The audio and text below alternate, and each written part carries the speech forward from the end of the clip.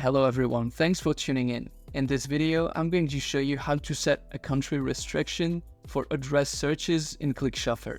By doing this, you can ensure that address suggestions are limited to a specific country, making your service more accurate and relevant for your clients. Let's dive right in and start from the ClickChauffeur dashboard. In the menu on the left, click on Module, then Settings. Once you're on the Settings page, you can go onto the sidebar on the right section, Options. Here, you will see an option labeled Restriction by Country and Itineraries. If you want to limit address suggestions to a single country, simply check this box.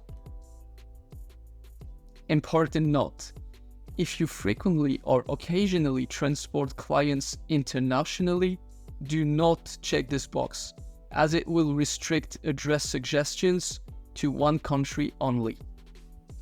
If you stay in one country for driving your clients, check this box.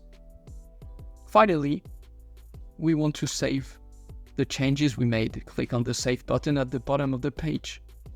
So what did we just do? We accessed the booking module settings, enabled the country restriction option, and saved our changes.